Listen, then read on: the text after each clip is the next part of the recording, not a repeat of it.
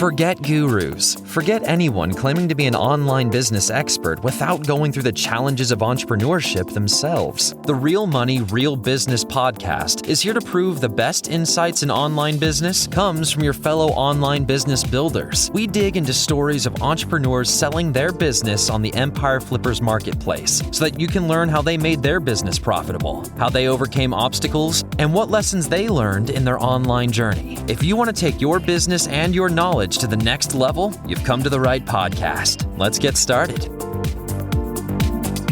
Hey everyone, welcome to another episode of the Real Money, Real Business podcast. We record these interviews so potential buyers have more information about the seller and the business to help them make a buying decision. And just before we dive further in, let me give a very brief summary of the business we're talking about today.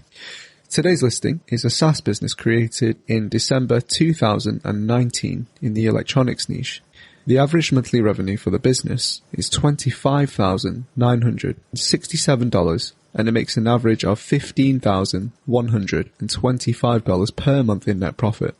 The assets included in the sale are 2 domains and all of the site's contents and files, an email list with over 31,000 subscribers, and social media accounts. For everyone listening, you can visit empireflippers.com/marketplace and search for listing 53111 to learn more about the business. Or you can unlock this listing if you want to start your due diligence if you're interested in purchasing this asset. So that's a very brief overview of the SaaS business for sale today. Let's hear from the seller. Welcome to the show, Hayden. How are you doing? I'm doing well. Thank you very much for having me on. Absolutely, it's our pleasure. Can you just share with me what your background is in building or running online businesses? Yes, I started my first business back in 2012. Bought and sold online pretty much every single product you can think of. I was heavily involved in e-commerce.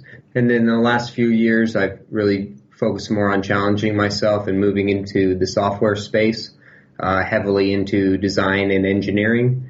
This being one of my first SaaS products I came out with, and now we currently develop multiple other tools as well. So I've had my hands wrapped in multiple different things and multiple different categories, genres of the industries as well. And so, yeah, that's my primary focus right now is e-commerce and SaaS tools. Yeah, it definitely does sound like you've been quite busy over these years. Can you share with me how you came up with the idea to start this SaaS business in particular? One of the first things I ever sold back in quite a while ago was consumer electronics. A popular one would be an iPhone. And we built that business and became very large and met quite a few other companies and relationships with it. I actually decided to transition the company and move in more, as like I mentioned, into software. And we had people just coming to us asking, hey, can you help source these types of products? Everything like that. The consumer electronics industry, especially on the wholesale side and B2B, is not a very well-known market. If you would like to go and buy an iPhone, you can go to the Apple store. But if you want to buy in bulk and in quantity, it's a very kind of gray market. You don't really know where to go in those cases. So we found this niche pretty much from the requests of all of our previous customers that we've had, and we decided to build a platform in order to meet those needs. So we built a B2B wholesale platform that connects buyers and sellers in the electronics industry. Yeah, for sure. That definitely makes sense. Can you share with me how does the business make money? So we charge a monthly subscription fee. Buyers and sellers can access our platform and all the features. Then we charge a monthly fee for them to access all of these features. Many of the companies that are on there are companies that constantly advertise on there to sell their inventory to other companies that are new or active on there as well. And so it becomes a social network, pretty much, we like to say as well, where these people can interact and connect and conduct, deals and new relationships together. For sure. For people who have the right skill set, because you've, experienced both sides of the world of e-commerce and SaaS now, why would you say that this business model is really good for people who are interested in getting started in online businesses or running their own business? Of course. So I built this business just flat out, to be honest, to sell it in the future. Obviously, I do build certain companies and want to make sure I structure them correctly so people who buy them, are successful and continue to buy them. And so, number one, the most important thing in this company is it takes no effort to run whatsoever. All of the content is generated by the users, so it makes our job very easy. Obviously, you can publish more. We don't do that. And so that's a huge aspect. I spend a maximum of 5 hours a week on this, more like 30 minutes a day at most, just checking 5 or 10 emails and making sure everything else is good. So on that aspect, the effort required is very, very minimal. Other than that, too, the maintenance of the website, we haven't had to do anything for it for the last year, and it's run well, and it's actually become more and more profitable quarter after quarter. So, trying to position this as best possible for a buyer is my intention as well, just to making sure that they're buying a company that's consistently growing, consistently scaling, has opportunity to make money in other areas if they would like to expand as well. And giving just a large customer base and marketing base as well to begin with is extremely crucial when getting started. So those are some of the highlights to begin. For sure, yeah. Definitely agree with the hands-off aspect with this. Obviously, the work is very front-loaded at the very beginning. Obviously, you have to build the tool and the right platform and find your product market fit. But as you've mentioned, I think once you've got that steady client base, yeah, it's pretty hands-off, as you've just shared there. And thanks for sharing as well, Hayden, about your intentions to build this business originally to sell, which leads me to my next question, really. So why are you selling the business at this time right now then, instead of continuing to grow it and expand it?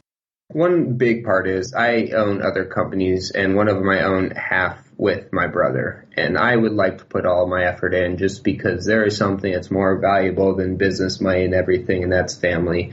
And it's very rare for somebody to be able to work with their family in a business that's doing well and actually work well together, to say the least. So my brother and I, we work very well together. This isn't a business that I want him to get involved in just because he has expertise in other areas, not in the software industry. So, that's not really his expertise, I would say. We want to focus on the strong points. So my intentions of selling this are to focus on other companies that we already have running and to, just challenge myself in other areas and develop new tools. I don't necessarily do this only for profit. I do a lot for fun and for projects and just to learn more about the engineering and computer science side of things. And I guess for just personal gain, to focus all my efforts on things that I believe are most important to me at this time, whether it be money, family, anything like that. Yeah, for sure. Yeah, I completely understand. I just want to ask you then, based on your experience of building this business, what did you learn that you'd be able to apply to future sites or businesses, whether that might be other SaaS or just other businesses in general? That's a great question. I think one of the most important things that businesses don't utilize, and it really helped me understand this, is making sure that you build a system and a process that can relieve you of time, not take more time from you. So like we did, we created a platform that generated user-based content, so we didn't have to keep coming out like a media publishing company with new articles and everything every single day, and get stuck in the rat race of that. So before anybody buys a company or starts a company or whichever way they, decide to go, look at the company and say, if the more effort I put in, like you mentioned, front-loaded, am I going to have to repeat this effort over and over and over? Companies that are popular, Amazon, FBA companies, because you can ship to FBA, Amazon handles it. You don't have to ship 10 orders, then 100 orders, then 1,000 orders yourself. It's scalable for them, so that's why it makes sense for people. So the same goes for SaaS as well, as you want to see can you scale these companies consistently? Can you bring out new products to roll out to the existing users to increase your lifetime value and your MRR and everything like that as well? And if you have all that free time, which we have all that free time right now in this business, what do you want to do with it? Do you want to invest more into the company, or do you want to focus your efforts on things that are more important and treat it like an ATM? And so it's kind of up to you. The fact of the matter is having something that can organically grow, like we have user-based content, is extremely powerful. And you've seen other social networks and how they explode so fast, and it is because of that. It's a multiple effect. 500 people get on it, 1,000, 2,000, 4,000, and so on. For sure, that's some really great advice there. Was there any software or tools that just really helped you when you were starting to grow or just scale the business? Yeah, so one of the things that I think was very crucial and still crucial and extremely valuable is the social media groups we built. We built groups on Facebook, we built groups on LinkedIn, and that really gave everybody a taste of, who we are. And so somebody might join our group, interact with other people, work out a deal, and then realize that, hey, this company actually has something to offer. Maybe I should see what their paid services are about. And so that was a great start for us. And that's grown extremely large too.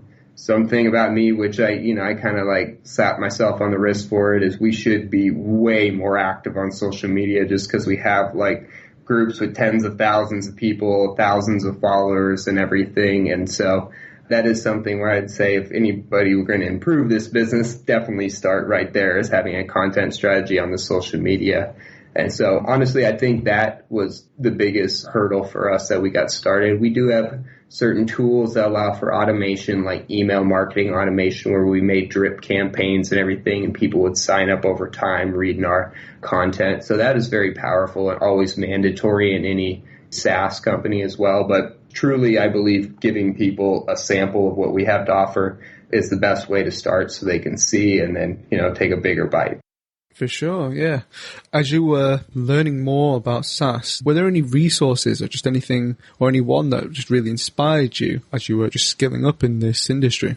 I mean, it could be certain communities or YouTubers or just any great resources for SaaS in general. Yeah, in the last industry I was in, I was definitely one of the top people in the industry that we competed in, and I had other friends that were on the top level too. And one of my good friends, a cool story, he had a massive company, and one day he just said, I quit, and he moved into the software industry. And to anybody else, they would think he was absolutely crazy. And to me, I just looked at this guy and I was like, what's he going to do? He's really, really smart. He built a massive, massive software company in 3 years, similar to his original business, but more so servicing his customers instead of selling to them. And I just looked at this and I said, okay, I'm going to try something like this as well and expand into the software industry, not necessarily because we want to expand to software, but I was going to take a risk and expand and try something new. And so that was our big focus point, where I really just kind of moved into something else, mainly because I saw somebody else who I was successful in previously do something new that I wanted to be successful in as well. So as it comes for educating myself, I'm a avid Google and YouTube user. I read far more than the average person, and I encourage everybody to read as much as they possibly can. When any problem arises, like software, every single day it seems to problems arise. Like to have a operation like we have right now and under this company is like it's never even heard of. And so usually there's always different problems to deal with. I have other companies that have 10 problems every single day. So just being able to learn and figure out, what is most efficient, how a company can scale, and really can operate profitable too was important to me. So, just take time to educate yourself and take a little bit of risk. And it's a little bit easier to do that when somebody close to you does as well and you can follow in their footsteps. Yeah, for sure. Thanks for sharing that. Was there anything that you tried that wasn't really giving you the ROI that you were hoping for? We do paid advertising, so sometimes you'll see some losses, and that's how advertising works. And you scale the ones that are profitable, and some that you lose on. And so that's obviously probably the largest negative ROI on there. Other than that, one thing, it's not really less of an ROI. I would say it's like one thing that I would focus on if a person were to be interested in purchasing this company is increasing the lifetime value of the customer. Maybe possibly being more involved with the customer, interacting with them more, asking them what they need more, those types of points. So that is very valuable. That would give access to us to increase the lifetime value because our acquisition rate and our acquisition cost is very low. So that's a good thing. We easily acquire new users. We don't have to put in much effort to do that. So making sure that on the back end, though, we get as much as we can dollar-wise out of every single customer. So whether that be adding additional services, charging percentage fees on certain transactions, anything like that could give an additional edge and revenue to the business would be a very strong point to increase the ROI. Sure, yeah. I just want to move over to the marketing side of things. Speaking of paid advertising, where does the majority of your traffic come from right now? It's roughly half and half between Google and Facebook. Obviously, my favorite personally is Google. The traffic is far higher quality. It's search intent based versus Facebook, which is, interrupt. There's no other way to put it. It's interrupt marketing. If you scroll through a news feed, you see an ad that's completely irrelevant but catches your attention. It's interrupt marketing.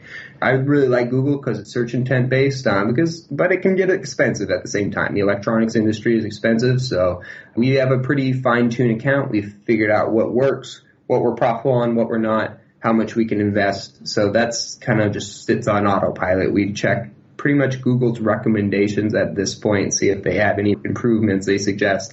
Other than that, if it's not broken, don't fix it, to say the least. Then on Facebook, we do cold traffic on there as well. We do a lot right now, currently running campaigns for lookalike audiences of all different sorts. Those are more expensive on the acquisition side for the cold traffic on Facebook, but the retargeting traffic, I think anybody who's in advertising knows that some of the best return on investment ever is Facebook retargeting. And so that for us is by far our most profitable. Is anybody who would come from our blog network, social media, cold traffic, paid advertising gets retargeting, a lot of content-based articles as well, where they can learn more about our company. And that content seems to convert very well for us and establish a very high level of trust for our customers as well. That's the simple strategy behind the paid advertising right now. Yeah, for sure. That makes sense. What does that look like then in terms of doing marketing? So what do you currently do to actually maintain your marketing strategy? Well, I'll tell you the truth. I've ran some ads right now for 18 months and we've never changed them because they kept being profitable. So we have a very large ad set built out already. I would say, 100 to 150 different types of generated content that's already in the paid ad system. So for Google, we only do search-based right now. And so we do a little bit display retargeting, but hardly any at all. So all that is search-based content just through search AdWords. And then on Facebook, all of it is usually graphic designs or articles that go directly to blog articles we've created that are related to the industry and highlight like we call featured members, which are like members that pay higher monthly fees than everybody else. And so they'll be in those promotions as well. And customers can, interact with them directly as well. So it really just drives a level of social proof and trust for that, knowing that other companies are working with us, advertising with us, and people see those ads that those are happening. For sure, yeah. You mentioned earlier that you work roughly, on average, about 5 hours per week, maybe about 30 minutes per day. Can you just describe the amount of work, the type of work that you do to maintain the business? It's about 10 emails, and it says 90% of them are, forgot my password, or can you explain more about the business? And that is simple as it gets. We have demo videos. We have so much content already created that's in relationship. It's similar to a social platform, so everybody knows how those already work. It's pretty straightforward when you sign up. Besides the fact, too, for subscriptions, you can sign up, you can cancel. You don't need to contact us in order to do it. And literally what it comes down to is 10 customer service emails of the simplest questions ever. Other than that, probably once every 2 weeks, I look at the paid advertising, just make sure that our acquisition isn't over a certain amount, which we haven't had any issues actually in the last 2 or 3 months. And so we might go through, once every 10 or 12 weeks and create a new campaign, a new lookalike audience. But as it goes for Google, you don't do much. Once you know the keywords that work, people just keep searching those keywords. They keep converting. It really doesn't change at that point. And so it's a very straightforward, very simple and easy to maintain. And I built it this way, so it give it the easiest way to transition for any buyer. For sure, yeah. What skills or requirements are there for someone who isn't familiar with the electronics niche or the SaaS business model? Most definitely. So the skills that are going to be required are basic development skills. So the first thing I can mention is if you're a buyer, an interested buyer, and you don't have any skills in this area at all, we have very talented teams I can refer you to that I personally use to this day as well for my other projects. So rest assured, we have people that can reach out and you can work with directly, fully established teams in design, development, project management, everything like that. So very large base on that end. So other than that, as it goes for the skills required, if you need a developer from this point, they'll be able to handle everything. It's very minimal. It'll just be literally a transition of management of the hosting, which we're not having any issues whatsoever on that. Haven't had any for a long time. But more so, if you want to grow the business, I would definitely get involved in the skills of marketing and paid advertising.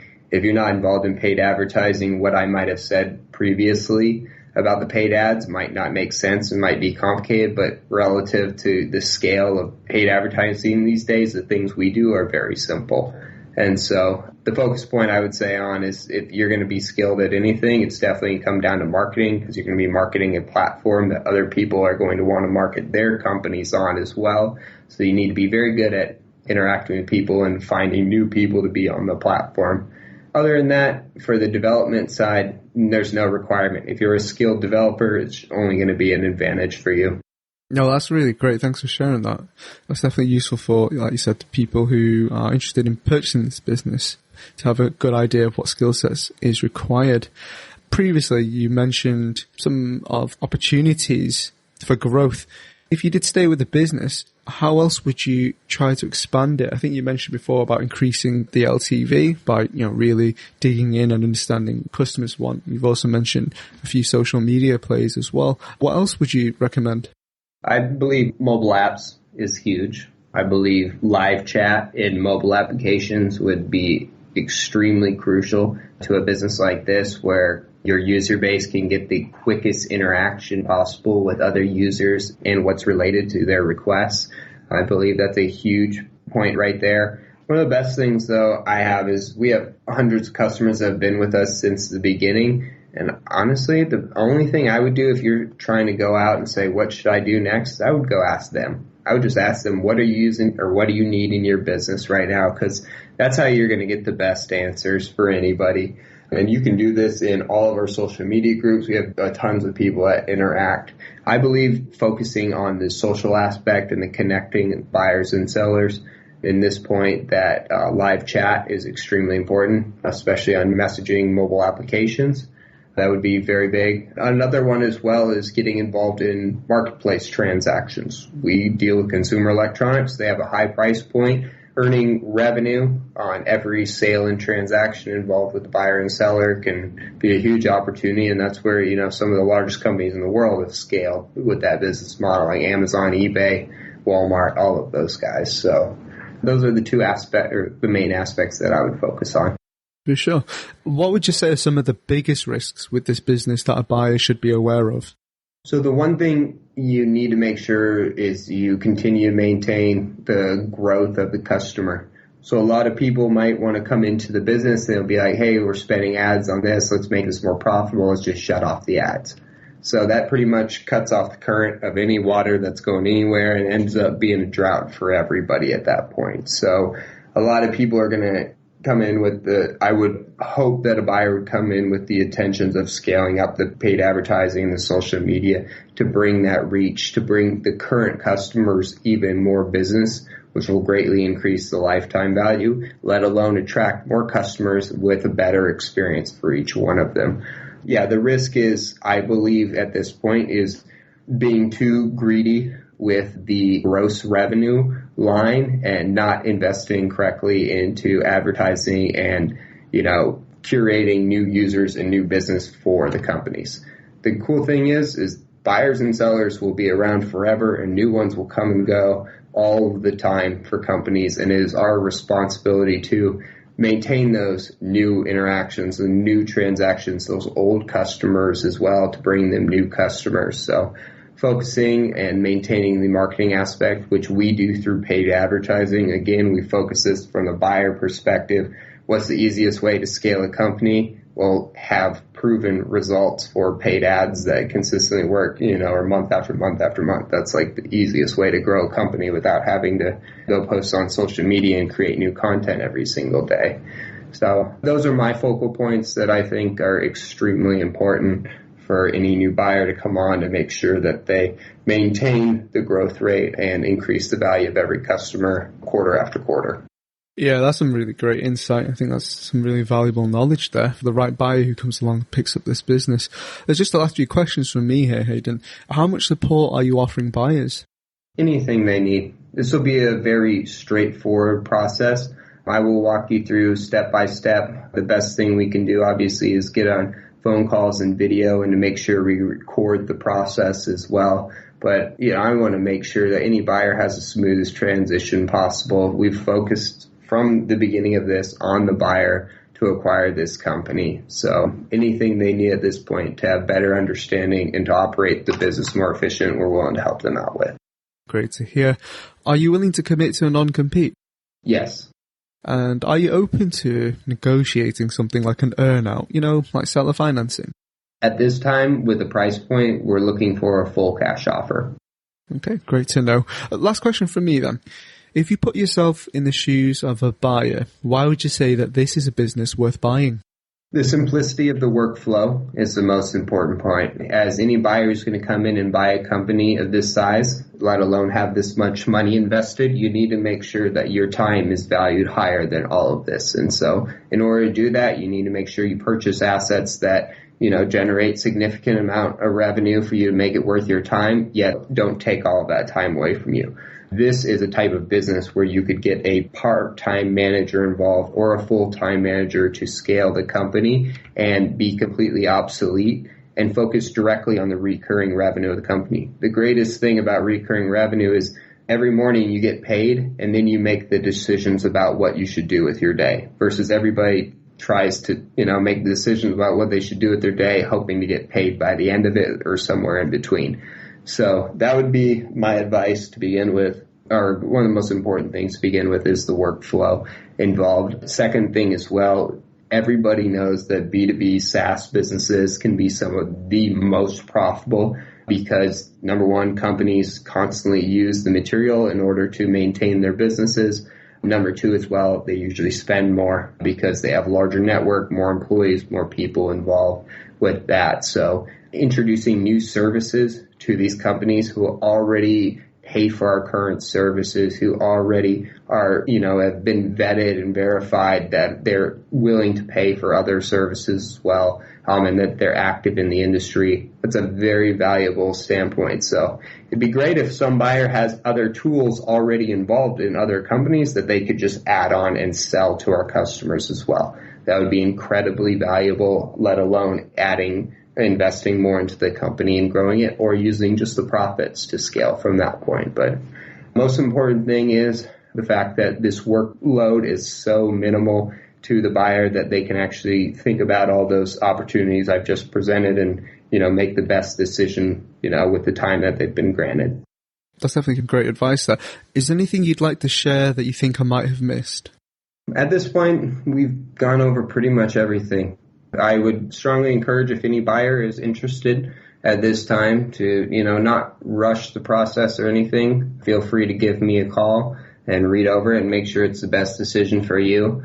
Obviously, selling is extremely important, but we have no rush standpoint. So we want to find a good buyer, somebody that we know is going to grow the company. I have a lot of friends that are current clients as well. So we just encourage buyers to make sure they want to invest in a company that they want to scale and grow and make better, not necessarily just treat as an ATM. So that's my 2 cents is we're always looking for somebody who, can grow our companies and lead them on and be stronger and, possibly even work together in the future as well.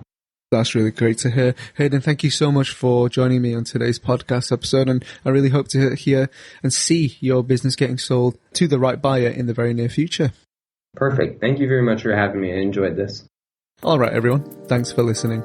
To learn more and see if this listing has already been sold, head over to empireflippers.com/marketplace and search for listing number 53111. If you're watching this on YouTube, click the link in the description to go straight to the listing. And once you've unlocked the listing, you'll be given everything you need to know about this business. So until next time, enjoy your digital journey.